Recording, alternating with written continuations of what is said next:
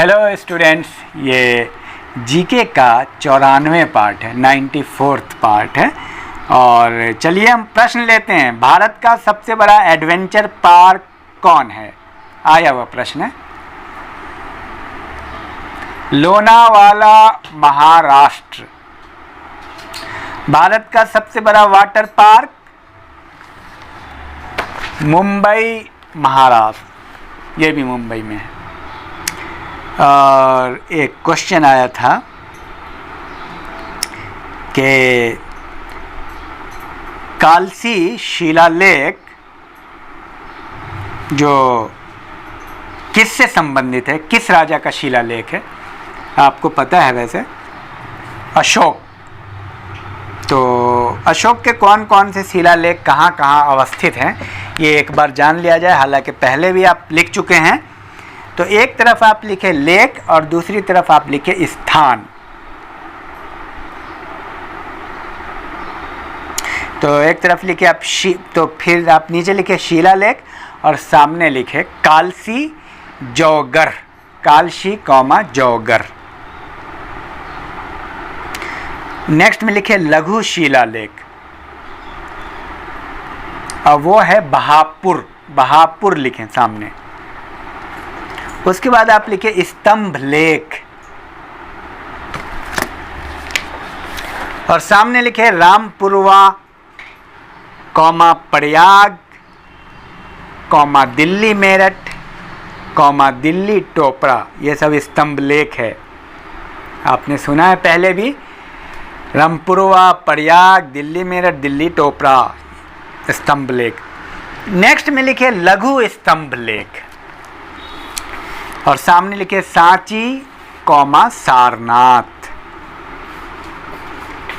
Next लिखे स्तंभ अभिलेख, सामने लिखे रुम्मिनदेई।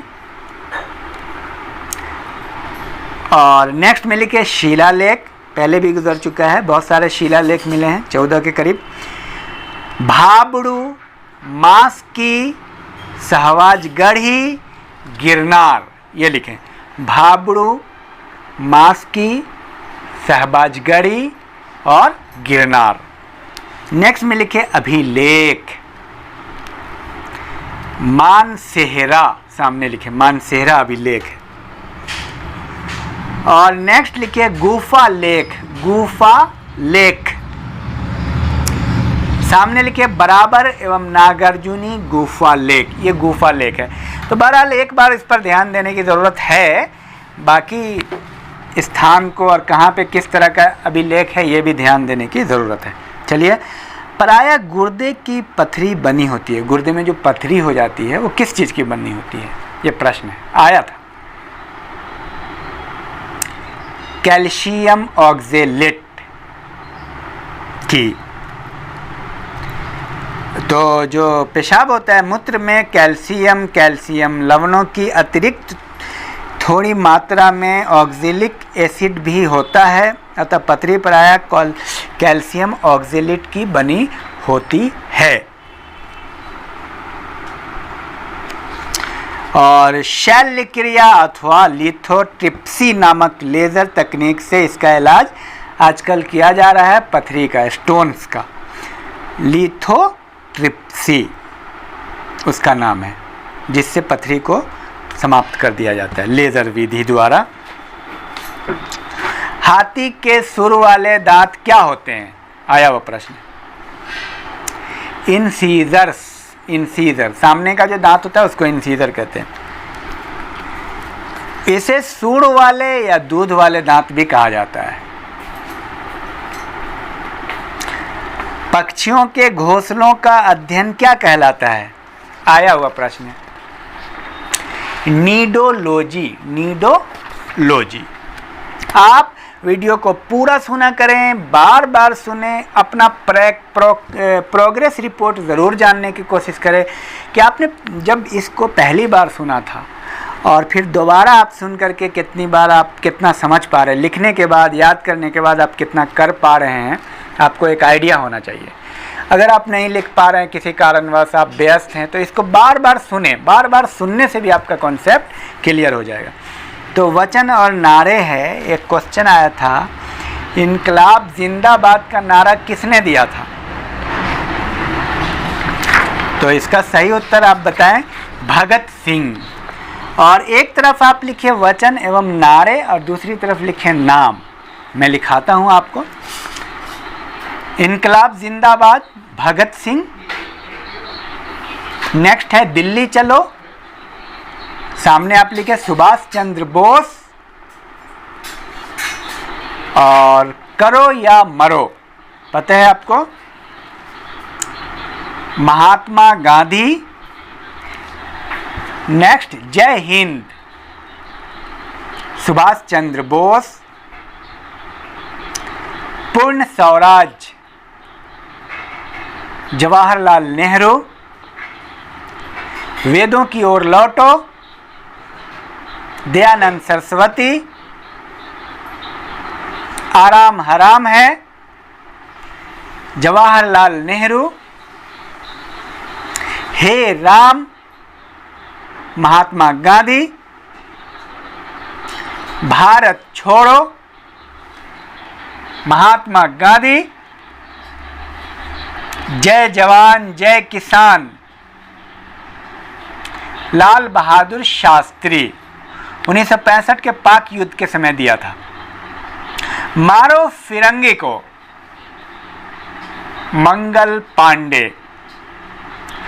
जय भगत, विनोबा भावे। कर मत दो, सरदार वल्लभ भाई पटेल। संपूर्ण क्रांति, जय प्रकाश नारायण। विजयी विश्व तिरंगा प्यारा, श्यामलाल गुप्ता पार्षद।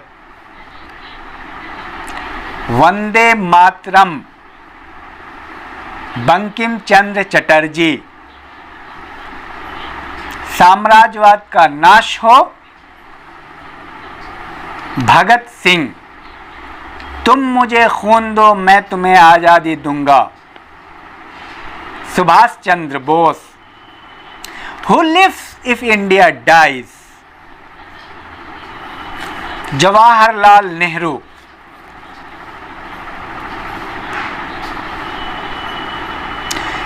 मोहम्मद बिन, नेक्स्ट क्वेश्चन है, मोहम्मद बिन तुगलक के सामने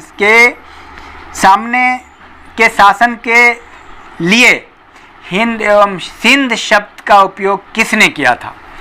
मोहम्मद बिन तुगलक के शासन के लिए हिंद और सिंध का प्रयोग किसने किया था? इसका सही उत्तर है इब्ने बतूता। इतिहासकार है जो मोहम्मद बिन तुगलक के समय में आया था, इब्ने बतूता। मोहम्मद बिन तुगलक को शॉर्टकट में MBT कहते हैं। तो हिंद और सिंध का शब्द का इस्तेमाल किसने किया था? Ibn Battuta. अफ्रीकी यानी मोरक्को 333 ईस्वी में MBT के टाइम पर भारत आया था। इब्ने बतूता मोरक्को का था। ये प्रश्न भी कई बार आया है। MBT ने यानी मोहम्मद बिन तुगलक ने इब्ने बतूता को दिल्ली का काजी नियुक्त किया।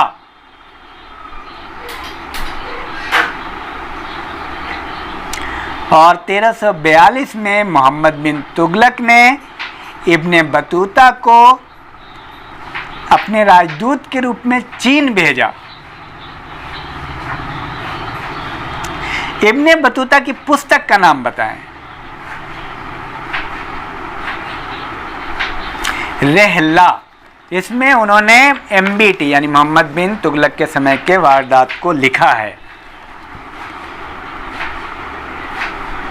सवाल आया था, उसको आप देख लें। जिला स्तर पर लघु उद्योगों को बढ़ावा देने के लिए उद्योग कौन सा संगठन है? जिला स्तर पर लघु उद्योग को बढ़ावा देने के लिए DIC।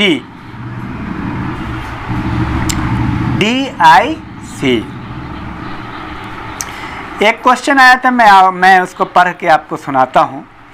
कौन सा ई-कॉमर्स के लाभ हैं? कौन कौन ई-कॉमर्स के लाभ हैं? इससे भी प्रश्न आ जाता है कोई इस तरह का ई-कॉमर्स के बारे में। तो मैं आपको पॉइंट बताता हूँ ई कॉमर्स के लाभ क्या क्या। ई कॉमर्स में प्रायः उपभोक्ताओं की आवश्यकताओं को पूरा किया जाता है। ई कॉमर्स लागत को कम करने में सहायक सिद्ध होता है क्योंकि बिचौलिया नहीं होता, इसमें डायरेक्ट कंज्यूमर के पास पहुंचता है सामान। ई कॉमर्स बाजार भाग की संभावना को बढ़ाता है, बाजार को बड़ा करता है और उसकी संभावनाओं को, बाजार जो है ना घर तक पहुंच जाता है। आप ऐसे समझिए, तो अगर घर तक बाजार पहुंचेगा तो हर आदमी तक ई कॉमर्स है, बाजार की संभावना बढ़ जाती है। बाजार कहते हैं जहां खरीद बिक्री होती है, वो आपका घर भी हो सकता है, मोबाइल है आपका बाजार। और एक सवाल और ले लेता हूं, भारत में जीवन बीमा निगम LIC का राष्ट्रीयकरण कब किया गया? आया था प्रश्न 1956। LIC का मुख्यालय मुंबई। वर्तमान में इसके 7 जोनल कार्यालय हैं और 100 क्षेत्रीय कार्यालय हैं। 2011 में LIC की चुकता पूंजी 5 करोड़ से बढ़कर 100 करोड़ रुपया कर दिया गया है। चलिए अब प्रश्न मैं आपको देता हूं 3 प्रश्न, और 3 प्रश्न है, आनुवंशिकता के जनक कौन है? पहला प्रश्न। इसरो का फुल फॉर्म क्या है? तीसरा प्रश्न, बरकरी संप्रदाय के संस्थापक कौन हैं? आप ज़्यादा से ज़्यादा लोगों को शेयर करें, नए हैं तो सब्सक्राइब कर लें और अपनी प्रोग्रेस रिपोर्ट जानना मत भूलें। ज़्यादा से ज़्यादा आप याद करें, याद नहीं कर पा रहे हैं तो खूब बार बार आप सुने, इसको बार बार सुनने की कोशिश करें। 5 बार सुने, आपको याद हो जाएगा। जब भी आपको समय मिलता है बार बार सुने। Thank you.